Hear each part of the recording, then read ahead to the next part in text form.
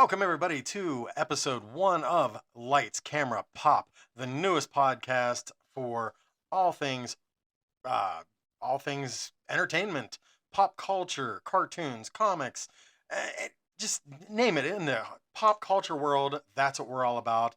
I'm Rich and with me is my awesome co-host. Yeah, Mike Smith, how's everybody doing? And how's it going, Mike?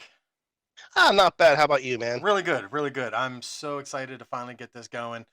We've talked about it for quite some time, and even Yeah. before that, when we'll get into like how we knew each other for because we've known each other for years, Oh and God, yeah.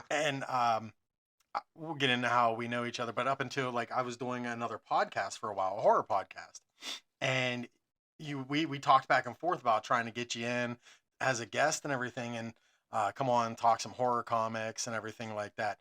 And just I don't know what had happened. Just it kind of just fell through the cracks. Never really worked out.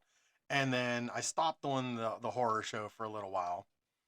And I think October was the last time I recorded. And it was like I was going through a little bit of mental issues, like with the show and where I wanted to go.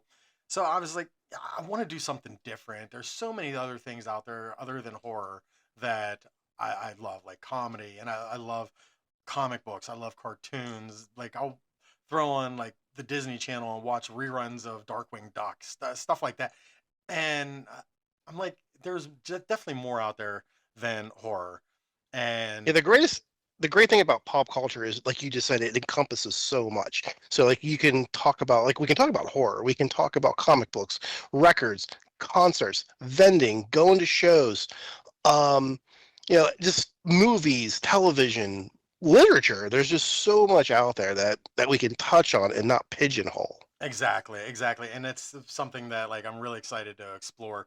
And as the show progresses, I definitely like hope to, step up the game, bring on guests, do other interviews, just go to cons, go to do appearances, things like that. I have so many different ideas. We both do, and we've talked about some of them. And I hopefully I'm looking forward to seeing them all come to fruition at some point or another.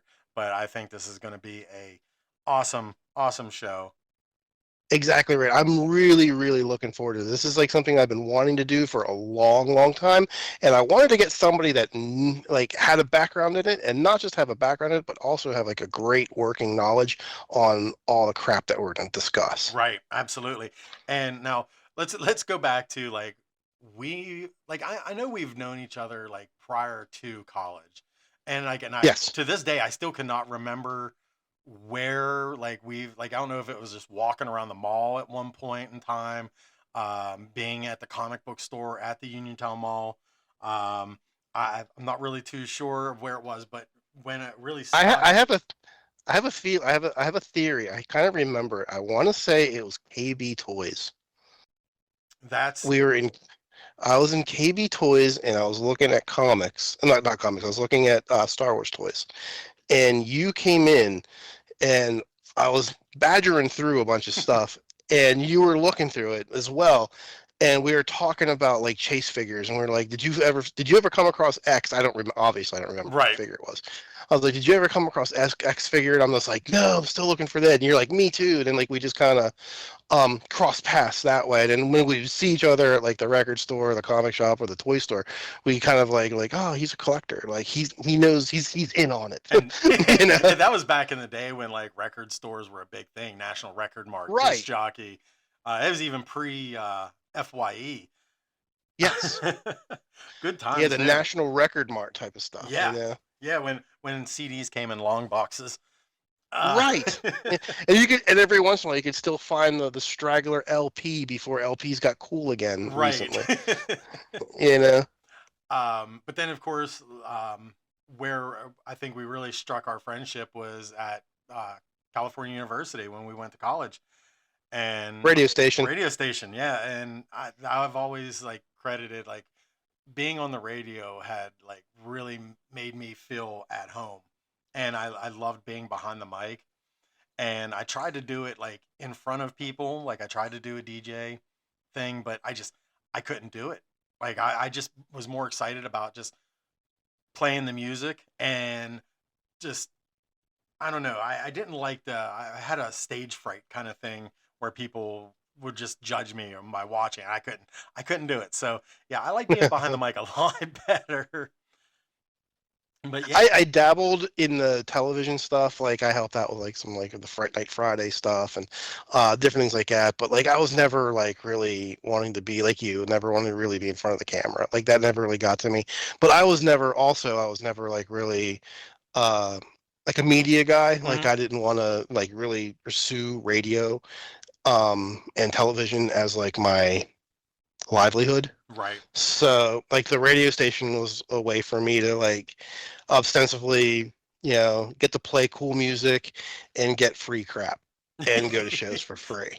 And that was really fun. Like Like, I'm not gonna lie, that's what it was. It's like I can get on the guest list for a bunch of stuff. Interviewed a lot of cool bands, a lot of different things like that. Got like but it was never like a vehicle for me to be like, this is how I'm gonna live my life. it's challenging to live your life that way. And like I don't. my hat's off to people who can do it.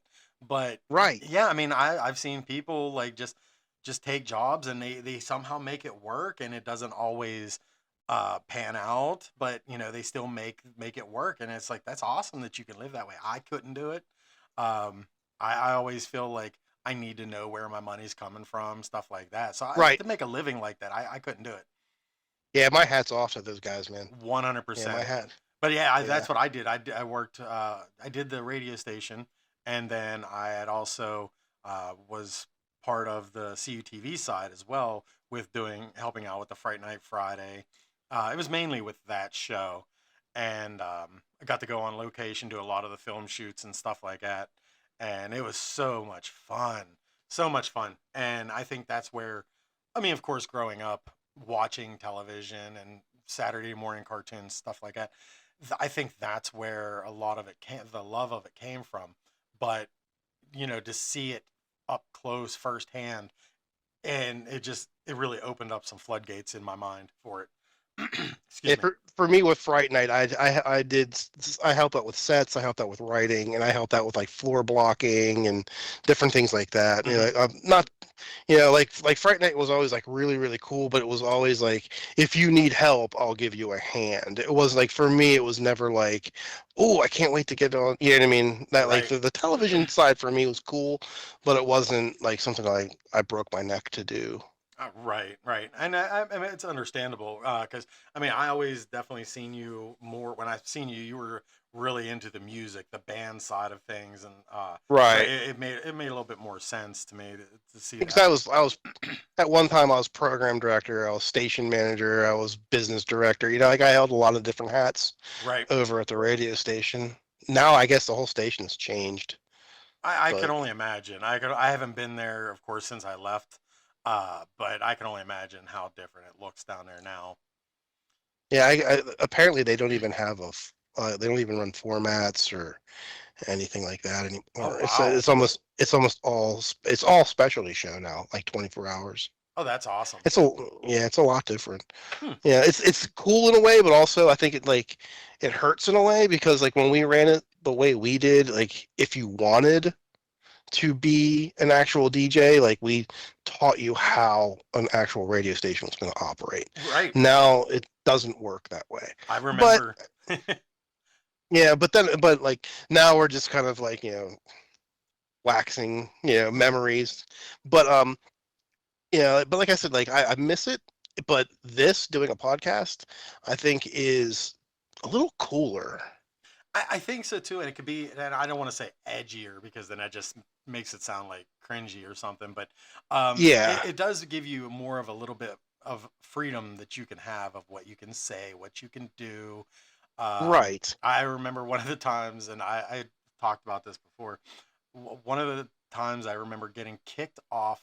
Well, not kicked off. I got suspended from the radio station for like I think it was like 2 weeks or something because I had played Medium Pace from Adam Sandler, and it was 3 in the morning, and I was thinking, hey, nobody's listening anyway, so why not? And I cannot remember who it was that was program director at the time, but he was listening.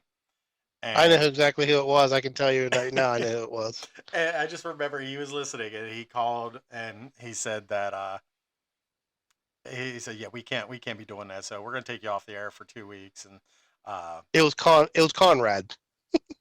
see, and no, it wasn't Conrad. Conrad was still just a regular DJ at the time. It wasn't because like No, yeah, he was the one that would like police the radio station. Like unless he was just the one who was listening and he kind of ratted me out. I don't know. But I haven't. that wouldn't surprise me either. But so And I'm not talking crap on Matt. I mean, like I love the boy to death, but like he's another one I've lost contact with. But yeah, I always got along with him. He and I got along real well. And he's a good dude. But he loved that station, and he would police that station like he owned it. yeah. So You know. like let's now go back to like ourselves, like when younger. Yes. Tell me, like, when you were younger, like what were you into? What were some of your um I feel like I'm interviewing a celebrity too right now. What was I what am was a by lot no of means your that. what was some of your upbringings like? With like, what was your earliest memories of like stuff in the pop culture world? Okay, well, I'm a straight up comic book guy. I grew up outside of Philly in a town called Levittown, and there was a right next to one another. There was a record store and a comic book shop, and they were right next to each other. The comic book shop was called um, the record store was called Positively Vinyl, and the comic book shop was called oh, it just completely left my head. I'll think about it in a minute. But the comic book shop was also owned by a friend of my dad's, who was a police officer, and my dad didn't want me to, be home by myself after school was done.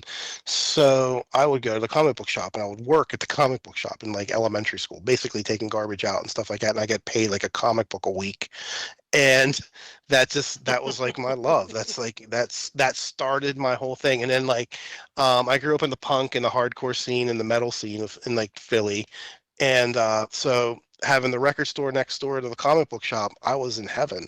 you know I would go to the record store, then I'd go to the comic book shop, or I'd go to the comic book shop, then I'd go to the record store, and then I'd skateboard. That was my life. And then I did martial arts in between. So that was my entire life.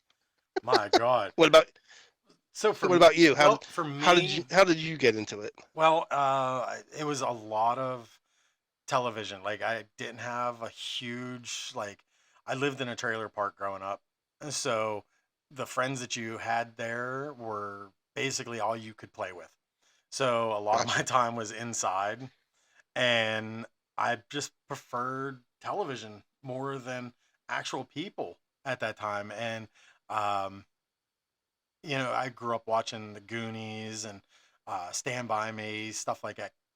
Saturday morning cartoons were some of my favorite memories, with the weird things like Camp Candy and the Cubert and Rubik's the Cube cartoons, Oh my God, I totally forgot about that. Turbo Teen, stuff like that. Like I love those.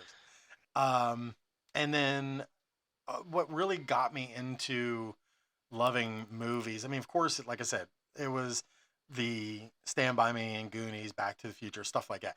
But like what made me say when I was younger that I wanted to do something with movies at some point in my life, and this is gonna sound so fucked up. Um, I remember I was 8 years old, and I was just telling somebody the story the other day. I was 8 years old when I saw The Toxic Avenger, and it was like 1984 when it came out. And I had no business. And of course, back then, you know yourself, we had no business watching the shit that we did back then. Oh no, And no. everything is so controlled and policed now when it comes to what kids watch. We didn't have that back in the day. Um, but yeah, when I watched The Toxic Avenger at 8 years old, it didn't scare me.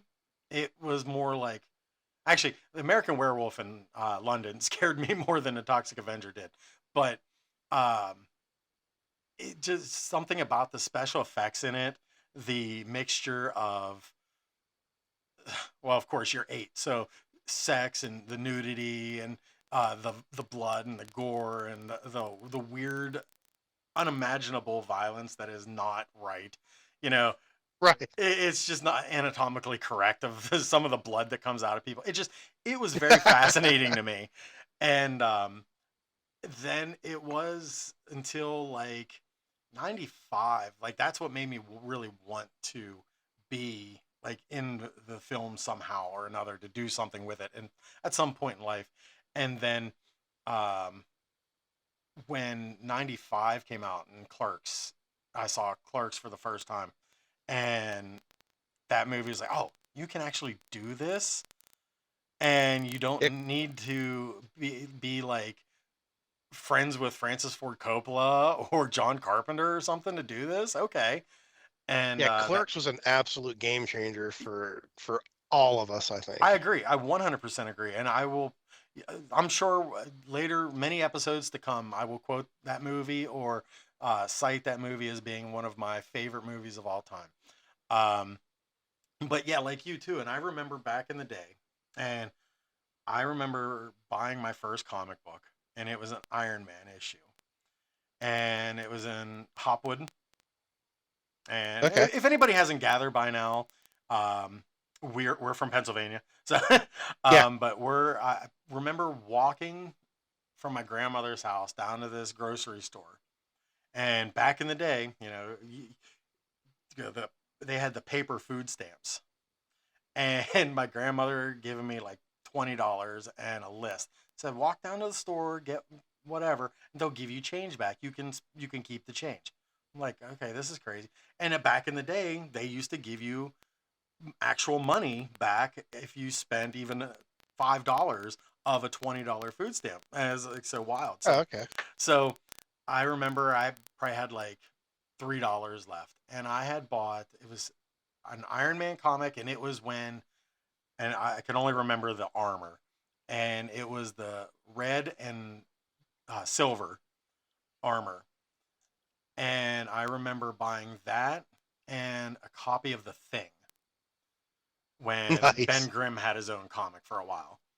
And like I absolutely loved comics. And I remember going to fuck. My dad would take me to a place in Connellsville. At the mall, there was a comic book store that opened up, and still friends to this day. I mean, I lost contact with them, but when I see them out in public, we still stop and talk to each other. And I remember just between there and a place out in Connellsville, I would spend, well, and I don't want to say I would spend because I didn't have a job at the time, but my dad would spend probably like upwards of $70 a week on comics, and it became like such an addiction. And Oh, it's one of those things too. It's like when you look back, it's like, man, I wish I would have kept those books, because I remember having a lot of key issues at that time, because born in the '70s, grew up through the '80s, the '80s and '90s. Well, I think early '90s is when the comic book boom really hit into the pop culture world. oh yeah, yeah. That like when the third rebirth of the X-Men came out, that was like the big. That was like when everyone started to get into it. Then the death of Superman. Oh my God, I remember that book come out. Everybody and their mother was buying 55,000 copies of it, thinking they're going to put their kids through school on that one. Yeah, it's like, well, if you think about it, there's this thing called economics, and there's this thing called supply and demand. If you go and you print 865 billion comic books, it's not going to be worth nothing. And you know? I've always thought about that. Like at one time, you have like the action figures back in the day, and now they're collectibles. Like you Yeah, go try to find the original Megatron, where he turns into a gun and he looks like he has a dick. I mean, yeah. that you try to find that now, you're going to spend upwards of a few $100,000. Now, Um, I could be wrong a, on a, it. a Megatron, a boxed Megatron, just as long as it's complete and it's there, but it's not in great condition, you're still talking about $600. Yeah. Okay, if you find a perfect one, you're in the thousands. You're treading into the thousands. It's, I mean, like, it's, who would have thought that? But then again, I mean, like, our great grandparents, I mean, like, Batman #1, Right. in the 1940s. Who would have thought that a 10-cent Batman #1 is going to be a $500,000 book? That's insane. That is absolutely You insane. know, And well, that's what I was gonna getting at. So it's like as the time went on, which I'll go back and say I did have that Megatron. That's one of the examples that I had to have given though, because I kind right, of wish I still had it. But um, yeah, it's just like they've learned. They've learned that if they mass produce these things, then you know they're not going to be worth anything if they keep producing as much as they do. right. And like, not only that, like, re-releases also kill prices and kill demand. Take for a more modern equivalency, uh, Nightmare Before Christmas. Okay. Like the Hasbro line of Nightmare Before Christmas. That was like the original line of NBX stuff when it first come out. Um, that stuff back in the 90s, that was gold. I mean gold. A boxed Jack Skellington with zero, like the 18-inch talking Jack. Okay. That was probably pushing $400 or $500. The Sally was even more. Sally was, because like Sally was pushing 600-700 at one point in time. The Lock, Shock, and Barrel 3-pack, those were $300-400 a piece. Then Jun Planing started to re-release all that stuff and make them a little bit nicer. And next thing you know, the original Hasbro stuff was going $600, $500, $400. Now you can pick them up for like $50. Jeez whiz. Yeah. No, they do fluctuate. Like, I've seen them as low as 50. I've seen them as high as 100, 100 and a quarter. Mm-hmm. But I mean, they have never. But since Jun Planing and a couple other places, um, mass produced all that Nightmare stuff, like the original stuff tanked. Like, it's crazy. When I say tanked, I mean like it like it just torpedoed them. You're just like, holy cow, they're like laying next to the freaking Titanic now. Like, it's like, and the sad thing is, like, like all of it, like, I'm a big Nightmare collector. Well, Right. I was a big Nightmare collector, and when I saw, um, because like for when Jun Planing and the Japanese were and Disney were pumping out all the new Nightmare stuff, the Hasbro stuff was still holding okay. Okay, like, it wasn't going up, but it wasn't going down either. So at that point in time, I was just like, you know what? Like, there's other things that I want to kind of get into, so I think I'm gonna start dumping this stuff.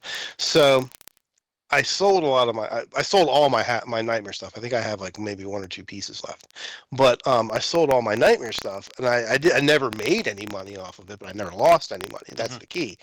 Um, but it's kind of a shame though, because like the Hasbro stuff was not as nice as the Jun Planing stuff, but it was the original stuff, and I always felt like the original stuff should have like Oh, should be able to hold its value, right. but it's just not. It's a shame. It is. It is. It is a shame, and I don't know why.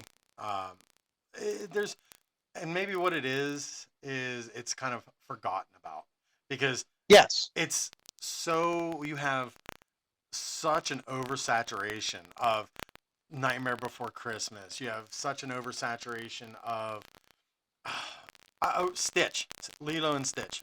That is Oh like yeah. right now a perfect example because like no matter where you go, that's all you see is Stitch products. But it's just it's getting too much. And at what point do you say, okay, I can't? There's no way I can collect all of this. Yeah, I mean, like, now, back in the day, like, um, you you didn't walk into Walmart and see Nightmare Before Christmas stuff. You just didn't. Now No. you do. Same with like Lilo and Stitch. If you wanted Lilo and Stitch stuff, you would have had to have gone to one of the now defunct Disney stores, and you would find Lilo and Stitch. Every once in a while, you might find like a Lilo and Stitch, doll or something like that at a Walmart, but like not an entire end cap just loaded with it, like you do now. Right.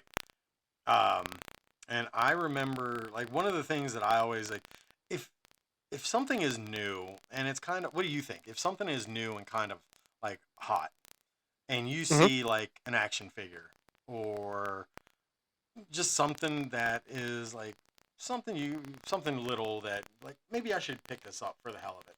Like is it it's not stupid to do so, right? But No, if you don't do it, it's like you kind of kick yourself later on.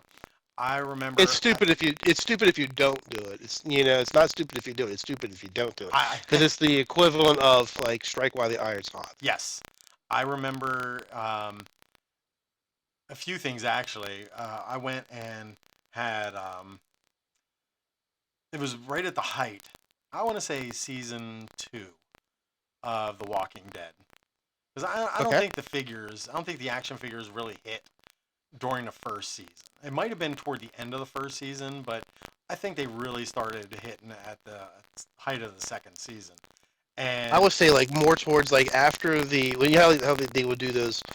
The seasons would be like split in half. yes, Like I think at the beginning of the second part of the second season is really when the action figures really started to, not only were they starting to take off, but they were starting to look real nice too. yeah, I remember being at Walmart, walking in the toy aisle, and on an end cap, they had, and I've never seen them before. They must have just released them. It was like Daryl, like the short haired Daryl, Rick, um, I can't remember who else. Maybe it was Glenn, but yeah, they had a few of the figures from the first season of The Walking Dead, and I was like, I should grab one of these just to have it. And I didn't. And I'm kind of like even now, like the show's ended and it's kind of lost its luster for a lot of people and collectors and stuff. But even at the time, though, I was like, man, I should have got that. And looking back, maybe I'm glad I didn't, but I still wish I would have. Oh yeah, I mean like I never did. I never got any of the Walking Dead toys. Um, because I kind of I'm not gonna say like I got out of toys. Like I'm still I still consider myself a toy guy. Hmm. Um, but like I kind of like transitioned away from a lot of the toy stuff just because like everything that I'm into, I couldn't like I had to like step back and I was just like, all right, what am I going to do? Like I kind of like retooled my collecting in the way I went after collecting, and I just looked at toys as a way for me to flip. Right. And I wish I would have got into the Walking Dead stuff and just flipped it at the time, and made some money off of it. But I was just like, I'm not doing that because like I don't want to learn an entire new toy Right. line. It's like, oh god. So I just kind of stuck with like 70s, 80s, and Star Wars stuff. So Okay. 70s toys, 80s toys, and Star Wars stuff is like what I stayed with, and I still kind of do that. And I got a really funny story about Mask, and I'll tell you that later. A Mask toy. Um, Ooh. but uh, but yeah, like The Walking Dead. I have a #1 comic, and I have a bunch of the comics still. And like you said, like the flavor is no longer there. Some of the books still go for a little bit. Like I still have a pretty penny on them. Like first appearance Michonne, obviously a #1. First appearance of this person or that person or the Whisperers or whatever. Hmm. Like the key stuff. Yes. But for a while there, like anything Walking Dead, you were able to, if it was even just like a run filler, I was able to ask $2 or $3 above uh, book price on it and still get it because people wanted it. But now that's kind of cooled off. But everything ebbs and flows. No matter what it is, it's going to ebb and flow. Right. The only thing like Star Wars ebbs and flows drastically. And it's going to because it's just our attention span goes that way. Right. Absolutely.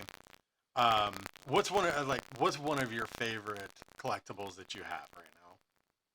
Right now, okay,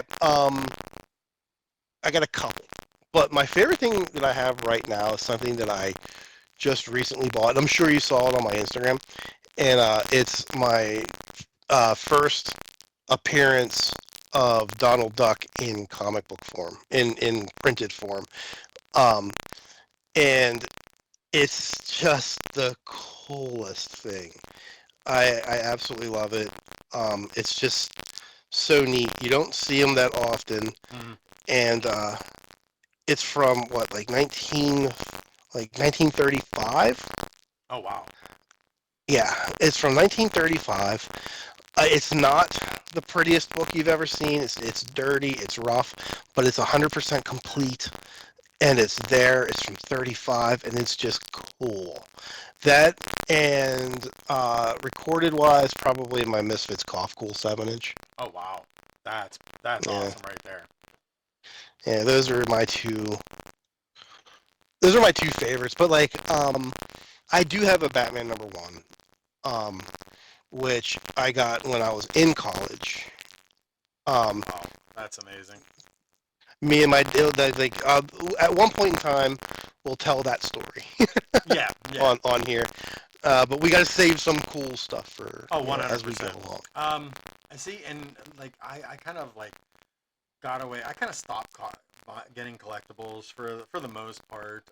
Once in a while, I'll buy some Funko Pops, just because like, and I don't get into it to where it's like for me, it's not like the Beanie Babies or anything like that. Some people I know that just go out and buy the Pops because oh, it's a new one. I have to have it because it completes my set. Right. I buy Pops because I have like a love for them or for the meaning behind them or the character. Like, well, my son, Mike knows me as like he loves me as a comic book person. He knows, and he got for my birthday last year. He got me a Batman Beyond uh, Funko, so I absolutely love that one. Oh, that's My cool. daughter got me a Michael Myers with the Myers house. My other daughter got me a Twisted 2 pack. Oh, neat. Yeah, so I mean, little things like that.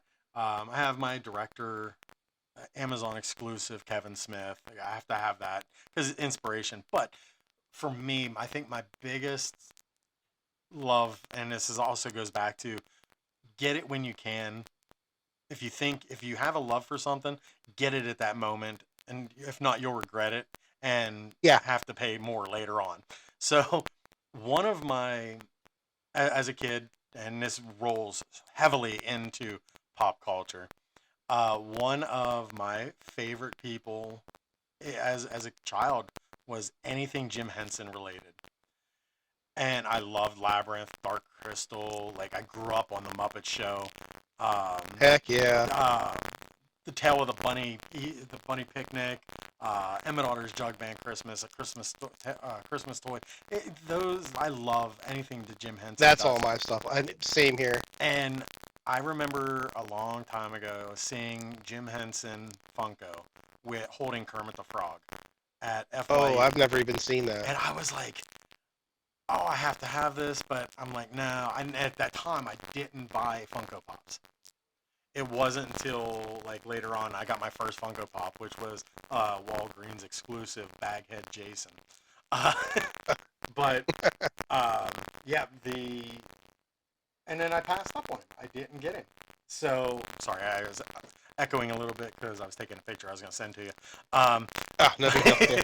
but yeah, so years later, after the regret of not getting him at that time, I seen him again at there's this place at the Sindor Flea Market at this rundown mall, and I seen him down there, and all they have is Funkos. I was like, oh my god, this is awesome!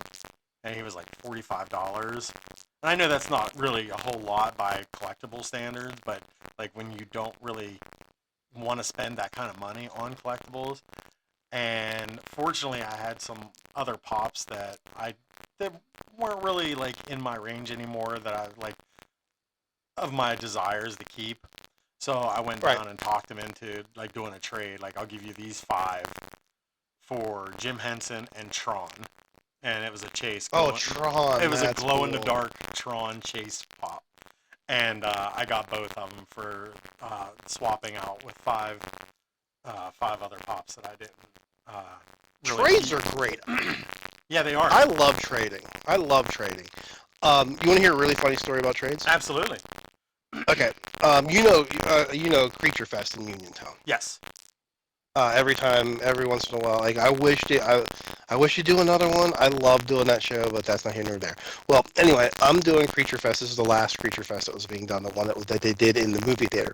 So Bender comes up to me and up to my table. And he's like, "Hey, do you know anything about H.P. Lovecraft?" And I'm like, "Hell yeah, I love H.P." So he's like, I have a whole tote full of H.P. Lovecraft stuff. He's like, would you be interested in it? I'm like, yeah. He's like, all right, I'll bring it tomorrow. Now, I've been doing this for a long time, vending, buying, selling, trading, all that stuff for a long time. So normally when someone comes up to you and they say, like, I have an entire tote full, that usually means a couple of things. One, they have absolutely nothing and they're just pulling it away. Two, they have a shoebox full and that's considered their tote. Or three, they have an entire tote full of crap. So next day comes in, I get there early, resetting my table up, reorganizing. Dude comes in and he had like a 50-gallon tote filled Oh my God. with H.P. Lovecraft stuff.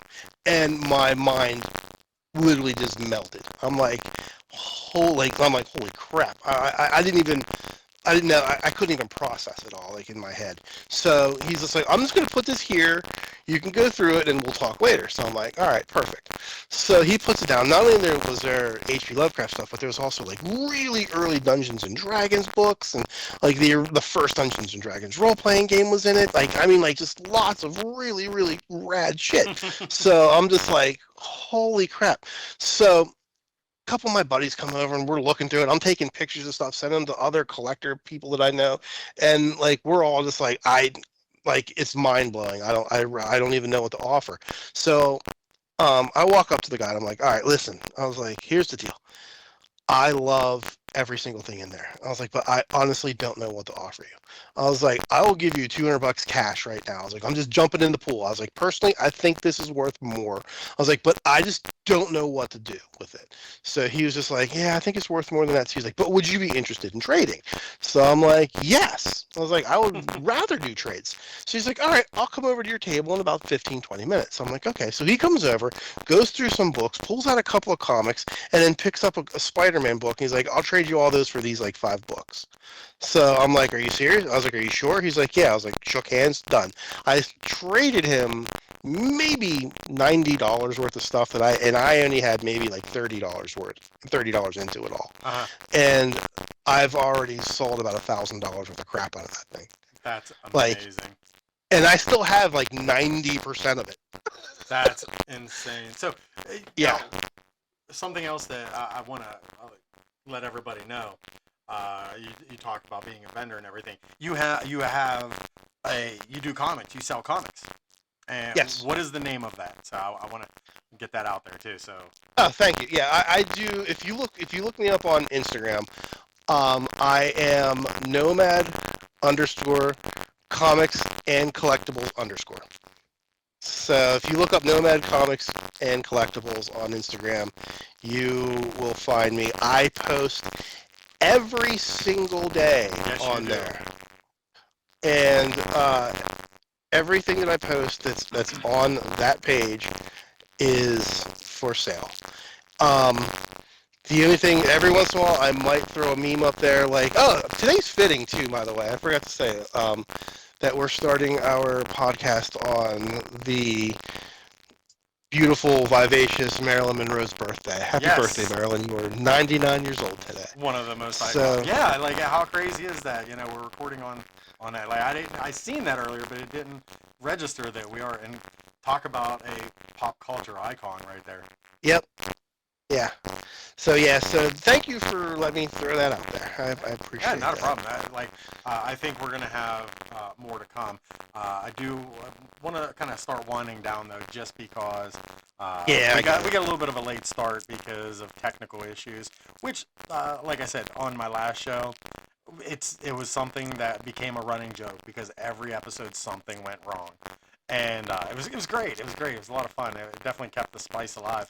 Uh, um, but so like let's talk about the future right now, Okay. and let's what are your hopes and goals for the show? For the show, Yeah, yeah. I hope For this, for I hope it us keeps and the running. show and as people and just all around. Okay, well, I'll tell you what. I'm going to give you just a little bit of I'll do a little bit of peel back the curtain. In my life, this is not like I always tell people like this isn't how I pay my bills. Like I have a normal job. My normal job, I work in the gas and oil industry, um, and I have a ultimate plan to bow out gracefully from that and just transfer into just doing comic books and collectibles in the extreme near future. And I'm hoping that we also do this for as long as the internet exists and or I stay breathing and you stay breathing. And I would really like for this show to grow. I would really love to see this show turn into something special, that turn into something that people actually look forward to listening to.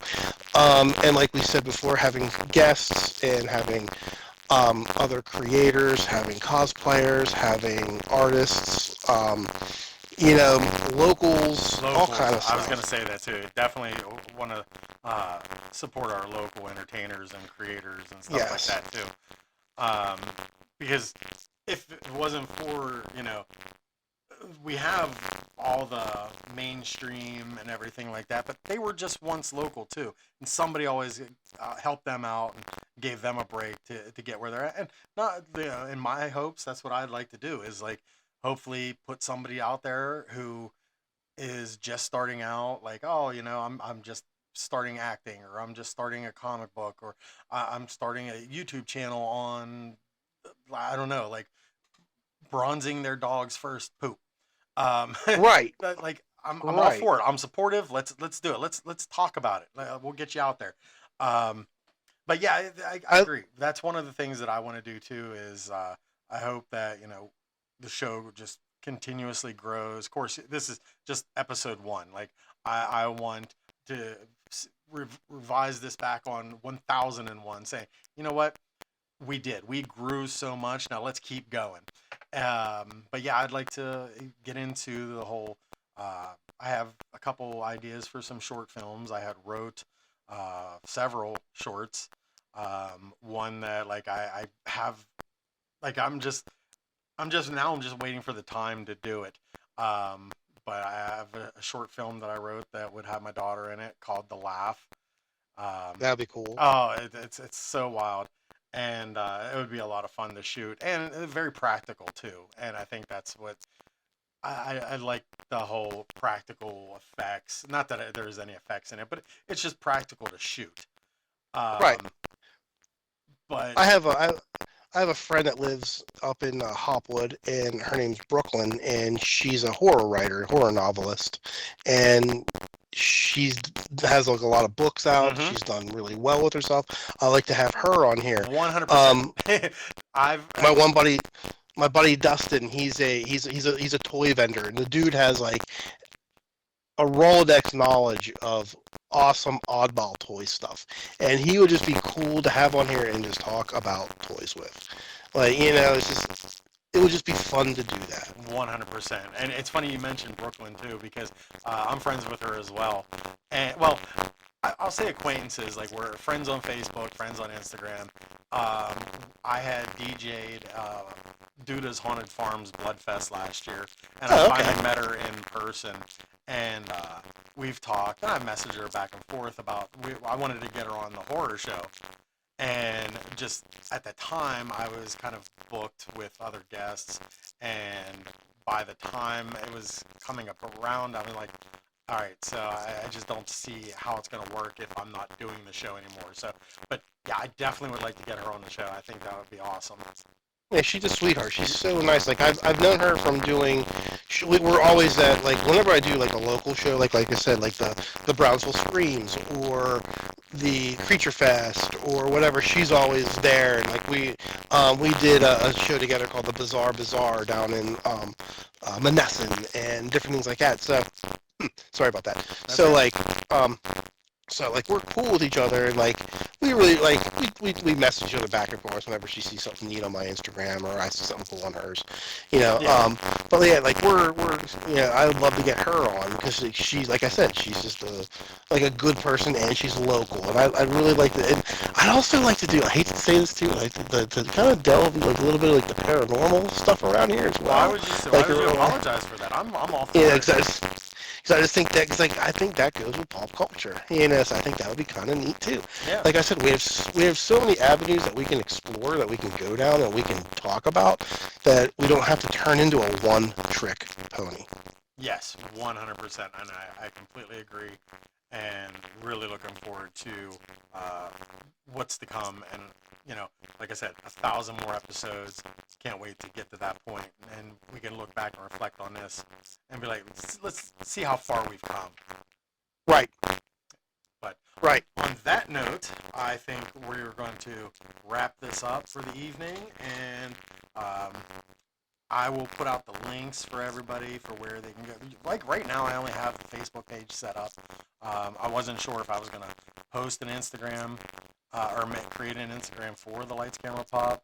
Um, I'm probably not going to do X at all, or Twitter, whatever you want to call it now. Yeah, Uh, that's fine. yeah, but Instagram, I may go down to it. I But think Instagram's a good tool, and we can like link that to our personal stuff and yeah, everything yeah. too. My one of my good friends, Trip B, he actually did the theme show song for the horror of it all, and he always says that Instagram is such a much better avenue to reach out to people because with the hashtags, he was a musical artist and Okay. put out a couple albums, and with the use of hashtags and stuff like that, like they work better on Instagram than what they do on Facebook, which is weird because they're both Meta or what, I Yeah, they're owned by the don't same. fucking know. But yeah, the algorithms Yeah. are all same. Who knows? Might even start a TikTok for it. Heck yeah, man. Like, well, who knows how TikTok's still going to be around, but Yeah, really. yeah. But I mean, like, in all honesty, like, I'm not like I'm not going to touch any sort of politics. You know, I don't want to touch that third rail. You know, Right. we've talked about that. Like, okay, some of the stuff that like some of the we have like a little bit of rules that we're going to kind of go by. One of the rules is we're not going to talk politics. Right. Um, because politics is such a,